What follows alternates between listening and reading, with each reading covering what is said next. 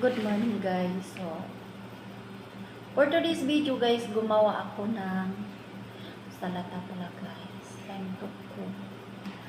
Magluto muna ako guys no, kasi tapos naman ako naglinis. So, yung iba na naman bukas na naman yan guys kasi hindi madali. Napakalaki ang bahay, hindi madali lang. Hindi madali guys maglinis. So, yung iba bukas na naman. Ganyan lang guys. So, ngayon kay time to cook na naman. So, habang nagluluto ako guys, gumawa ako guys ng salata. Salata is life. Diba guys? Number 1 jud ang salata. No? So, hiwa-hiwa muna tayo ng salata.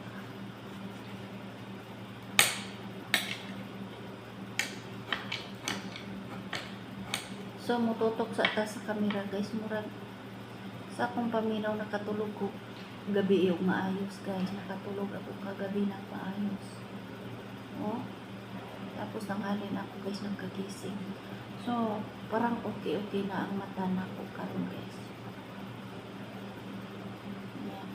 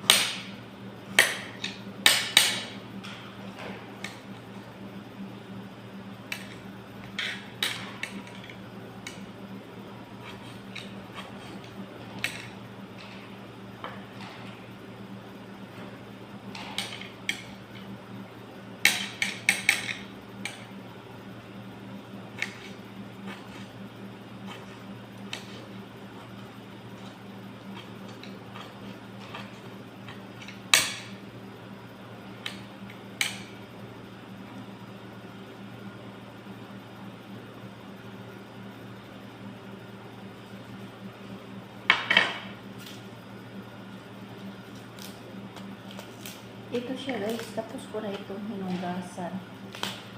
Bago ko to siya guys, pinalabas hinugasan ko na to. Saka pinano ko na to dyan guys, pinapatuloy na. Para paglagay ko dyan sa plato, hindi na nabasa. Diretso na hirap. Ngayon guys, pinapatulo ko dito. Dito ko pinapatulo guys, tapos tuyo na siya. Tsaka ko ilagay siya sa ganyan ang diskarte guys para pag naghiwa ng salata hindi isa kasi pag ang ano guys ibasan mo tapos hindi mo patuloyin hiwain mo agad ako ang daming ano guys tubig mo punta sa plato so, ang ginagawa ko guys kumari ngayon, hugasan ko siya. Tapos patuloyin ko siya. Pagka kinabukasan, katulad ngayon guys, naghihiwa ko ng salata. So, wala siyang tubig. O, diba guys? Ayan. Ayan siya guys. Naghihiwa ko guys ng salata. Para mamaya, hindi na ako maghihiwa. Direct na akong mag-serve.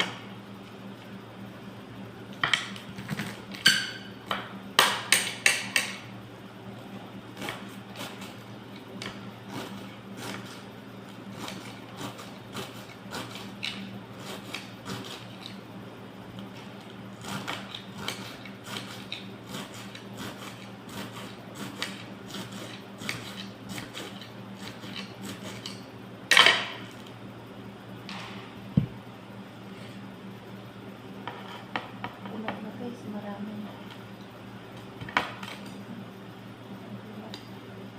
Marami. 2 tao lang ang kakain nito guys. Paghatian ko itong hatiin.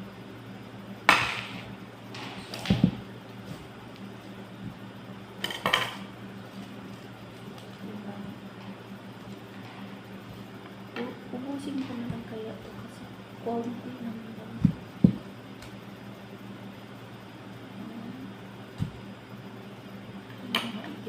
guys dito.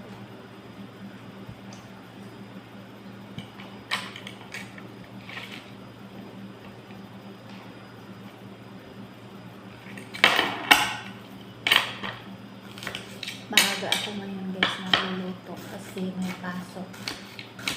May pasok yung anak ng boss ko. So, maaga ako magluto guys. So, yung paglilinis ko. Kapaglinis naman ako dyan sa harapan. Pero kasi yung iba guys di pa na tatapos. Bukas na naman ulit. Ganyan lang guys ang diskarte, diba?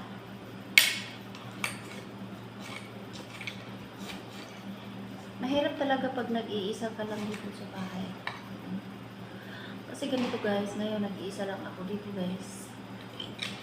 Kasi yung kasama ko, nagbakasyon pa sa Egypt. No? So, naging all around ako ngayon dito guys. Maglinis, magluto, maglaba, sa aking lahat. Sa ako lang mahirap at isa. Kasi wala kang yung trabaho mo. Sa'yo lang. Mas maganda yung dalawa kayo dahil yung trabaho mahal. Yung isa maglaba, yung isa naman maglinis, ganyan. Tapos ang isa magluto, ang isa maghugas, ganun guys. Hindi masyado mahirapan yung isa. Kasi mahirap naman talaga pag nagluluto ka tapos naghuhugas ka pa. Nagluto ka, naghugas ka, mararamdaman mo guys yung kamay mo parang nangananay. O kasi init, nagluluto ka. Tapos naghuhugas ka na naman. Mga lalay talaga guys ang mga kamay. Kaya importante jud nga dalawa jud ang magtrabaho sa isang bahay kasi para magtulungan sila. Kunwari ang isa magluto, isa maghugas, ganyan. Mahati-hati guys ang trabaho. Iba lang kasi yung mag-isa ka lang kasi pag nag-isa ka, sa'yo lahat, hindi ka nakapahinga. Pagka kinabukasan, bagsak ang katawan mo. Para kang hindi nakakabangon, masakit ang buong katawan. Tapos, gusto kang magpapahilot, wala namang maghihilot. Wala namang marunong maghilot dito guys. Wala namang kamadrona dito. Walang manghilot dito guys. Iba lang talaga dyan sa Pilipinas mga pare isa na ko to manang kahit magpahilot ko ato ko dito sa manghilot ang sakit na ko anak manistada yung Pilipinas guys dito. Pero dire wala jud guys. Wala jud guys. Araw-araw lagi kang magtrabaho. Sakit man na imong pud og dili basta magtrabaho ra jud ka. O jud na guys. As in mapait jud. Pait jud ang kahimtang sa mag-inusara kang katulong.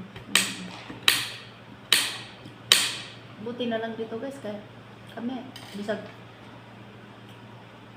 dagan kami trabaho no pero wajud may budget sa among kaon. Kung sa gusto na mo kanon makaon na mo. Muna nga bisag unsa kadagan sa trabaho guys, bisag kulang yung tulog. Alhamdulillah. Thanks God, okay pa rin yung katawan, mataba pa rin. Hindi ka pa rin papayat dahil sakto naman kami dito guys sa Hambaw. Kung pagkain naman guys, hindi kami dito pinagbawalan. Kumakain kami kahit anong gusto namin. Kaya kahit maraming trabaho guys, hindi pa rin kami pumapayat dahil maraming pagkain.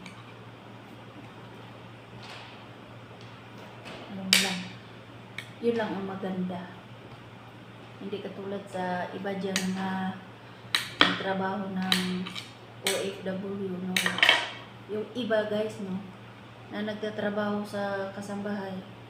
Kaya yung iba guys, umuwi sa Pilipinas, bangkay. Kasi marami pa silang trabaho sa bahay, tapos kulang pa sila sa tulog, tapos kulang sila sa kain. ahaw kape, nahirapan silang magkape, tapos maraming tao, hindi nakakapahinga. Dagdag pa guys yung problema sa pamilya sa Pilipinas, ganun. Kaya yung iba guys, hindi nila nakaya na no, yung iba magbigti, tapos yung iba magsakit, tapos yun, hindi na nila makaya ba, yung stress, pagod, gutom, ganyan. Kaya namamatay yung iba. Yung iba makauwi sa Pilipinas, bangkay na. Yung iba nagbigti, ganun yan guys, no? So, paswerte-swerte lang, no? Shout out sa nagbalak mag-abroad. Sabihin ko lang sa inyo, paswerte lang ang mag-abroad. Paswerte lang din na magkakaroon kayo ng amo nga mababait, katulad dito na mabait sila at saka hindi kami pinagbawalan kung anong gusto namin kakainin, pinapakain sa amin. So, kaya kahit marami kaming trabaho, hindi naman kami pumapayat kasi sakto naman kami sa kain. O katulad kagabi, mag-order sila, busog na ako. Sabi ko, kayo na lang. O, ako busog na. Saan ko pa ilalagay? Busog na ako. Tapos mag-order pa ng pagkain. Kaya, thanks God, no? Magpasalamat ako ni Lord na napunta jud ko din sa family nila. Kaya kung sa totoo lang guys, kung hindi ako nakatrabaho dire, kung wala jud ko nakatrabaho mo, ano ba sa Dubai ako una karon. Nang pasalamat ra gid ko sa Ginoo nga sa akong pag-apply, sa akong pagpatrabaho, sa pagtrabaho na ko dire sa ibang bansa. Nang pasalamat gid. Thank you kayo Lord na napunta ra ko din. Na ako guys, ito ko lang dugay-dugay lagi ako ko din, pero wajib ko yung balik amo kay mahadlok mo ko anang balhin guys, kay basin pag mga kon kaayo ng akong mabalhinan na nga katong nagbakasyon ko sa Pilipinas, daghan man jud ingon ako amo niya Hong Kong o ano ba yung Singapore na kay kuan lagi kuno dito mahal og sweldo niya. Ako mo po nang ma-realize guys na mahal og sweldo dito niya, magunsa man ang mahal og sweldo niya, o po ka nakasinati sa batasan ana niya, basin hinuon niya na pamahal-mahal ra ng sweldo niya, basin og pertinoong nilad kay kuan kinaiya, di ba? So mas para nako guys, no, mas gugustuhin ko pa, pipiliin ko pa yung kahit konti lang yung sahod, at least mabait naman, at least pinapakain ako kung anong gusto ko. Yun, paano man yan kung yung mahal ang sahod mo, pumunta ka sa iba, mahal ang sahod mo, pero madamot naman, o tapos masungit, o diba? So, parihara na ako guys, nakaanak ko kung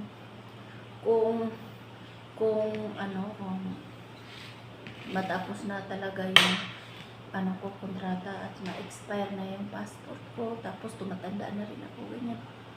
Para, ayaw ko na guys magtrabaho sa iba. Ayaw ko na magtrabaho sa iba, dito na lang ako hanggat sa sa makaipon at tumatanda. Kaya siyempre guys, pag tumatanda na tayo, medyo mahina na yung tuhod natin, o kailangan naman tayo magtrabaho pa. So, na tayo, huminto na. So, yan lang guys. Tapos, ngayon, tama na yung natin guys. So, balikan natin yung paggawa ng salata. Marami na, no? Marami na. So, ang isunod natin ngayon guys is maghiwa na naman tayo ng saluyot. Chin stop it tayo guys, no? Chin stop it tayo guys. So, ito na yung saluyot natin ha. Pinatulo na natin. So, ilagay natin dito sa sa akong hiwaan. So, charay! Presko kayo guys ang aking saluyot. Ayan. Kagabi guys, gibabad ko sa tubig, nilagyan ko ng asin at saka suka. Oh, fresh na fresh siya ngayon at mabango. Kaya ako man na siyang hiugasan. Tapos, hiwain na natin ito guys. Kaya pagkatapos nitong hiwain guys, ilagay ko na naman ito sa freezer para hindi siya guys masisira. Laging fresh fresh na fresh siya pag igugulay, diba guys? Alam ba ninyo guys, noong araw bata pa lang ako, kahit nung dalagan ako guys, sa totoo lang, ignorante ako. Hindi ako kumakain ng saloyan. Oo.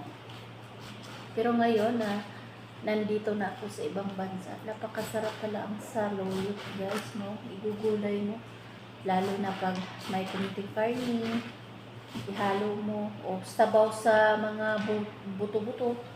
Ayan, yun ang ipang sabaw mo dito. Oh, sus, ang bango. Ang sarap ng kain mo. Madulas-dulas sa bunganga. At saka, ang saluyot guys is very good. Good for the body. Good na siya. Na-search man ako na siya. Good guys sa kuwan. Sa Google mo. Maganda siya sa katawan. At saka marami siyang mga ano guys mo. Mga vitamins. Kaya yun. Kaya pag bumibili sila dito guys ng saluyot, kumakain siya na ng gulay guys.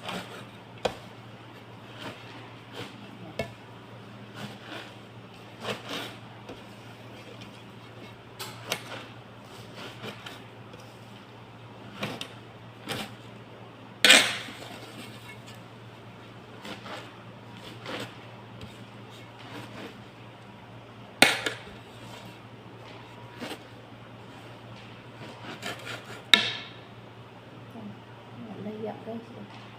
Nalaya na siya. Dahon niya na ano na ba? Nalaya din na hindi natin sabi ng laya. Kasi naglay naglasa. Uy.